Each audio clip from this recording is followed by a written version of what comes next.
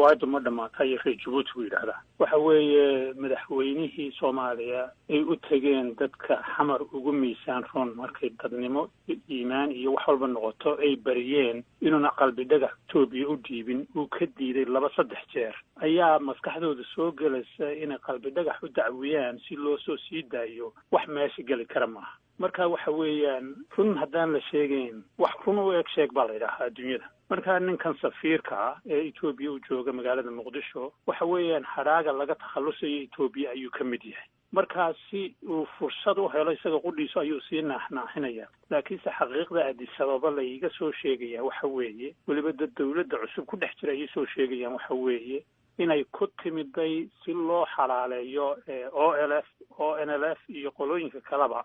in dadka lagu haysto wax een gacantooda dhiig aan lagu hayn in la sii daayo marka inay dawladda Soomaaliyeed sheegato de waxba kama aanan qabnin oo aan ku farxinahay haddaan Soomaaliyeed nahay laakiinse wax runa ma hawla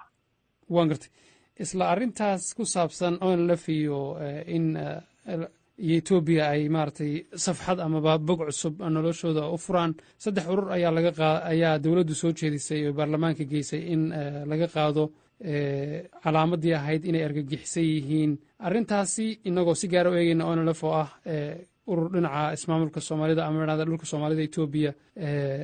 ka tirsan inteen leeg bay arintaasi ka qayb qaadanaysaa deganaanshaha gobolka Soomaalida walaal waxa weeye Ethiopia guud ahaanba ninkan ra'iisul wasaaraha cusub ee Oromo ah horta dadku waa inay fahmaan waxa keenay ma aha isagu wax gooni uu kasbaday waxa weeyaan dhaqdhaqaaqii dadka Oromada iyo Axmaarku waxay lahaayeen gaar ahaan Oromada oo Addis Ababa iyo hareeraheegaba ku badan waa la xukumi kari waayay dawladda hore wax xukumi kari weyday marka sida qore loo hersayo fursad in la dejiyo wadanka waxa timiday dad ku jira guddiga xisbiga Oromada oo laftahayn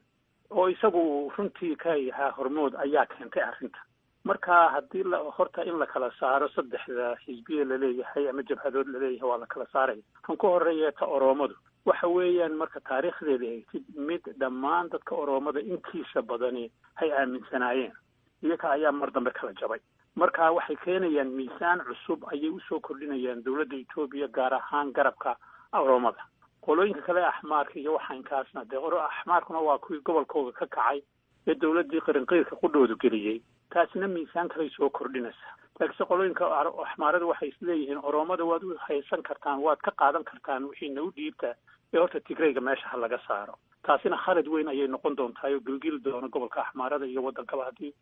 la fahmi waayo ta ugu dambaysa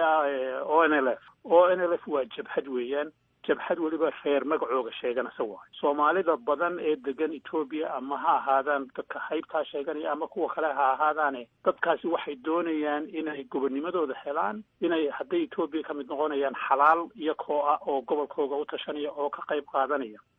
ONLFna taariikhda waxa u galay waxyaabo aan la qaadan karin oo kamid ah mesela markii isbedelkii hore dhacay Ethiopia ee sagaashameeyadii dood ayaa ka dhacday magaalada Diradaba doodaasi waxay ahayd caasimada gobolka Soomaalida inay Diradaba noqoto ONLF ayaa ku kaliftay dadkii in ay iyagu u soo raraan magaalada Goday marka ma aha dad kalsooni Soomaalida gobolkaas oo deganta ka haysa waa qolo gaara dad way jiraan ku dhex jira oo xalaala oo iimaan leh laakiinse marba hadday sheeganayaan inay yihiin reer waxay la mid noqon karaan reeraha kale Soomaaliya degan mid walba xisbiga samaystay walaal SNM iyo wixii la mid ahaa USC iyo SDF iyo waxaasay noqonayaan walaal waan gartay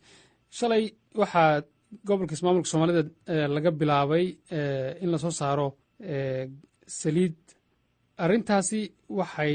dhalisay dareenno kala duwan dadka qaar odhanaya allay lehe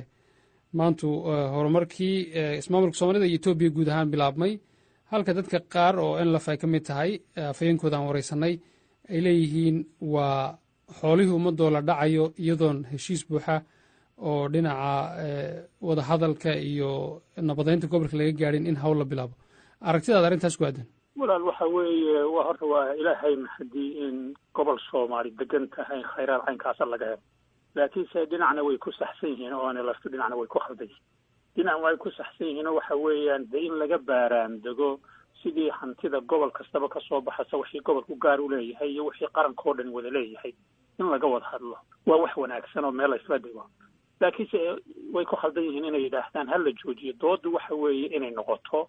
hantida ka soo baxasa ilaa inta laga heshiinayo ee la dhigayo sharcigii loo qaybin lahaa ummadaha kala duwan, waxa gobolkooda ka soo baxa, waxa u hadhaya iyo waxay qaranka Ethiopia leedahay.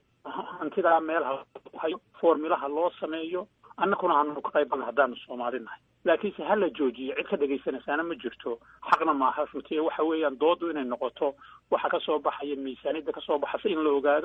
la ogaado xidhiirka kumbaniga Shiinaha ee soo saaraya iyo dowladda Ethiopia wuxuu leeyahay, waxay Chinese ku qaadanayaan iyo waxa Ethiopia leedahay iyo waxa Soomaali u soo hari doona. doodu waa inay taa noqotaa maaha hala joojiyo maaha walaal.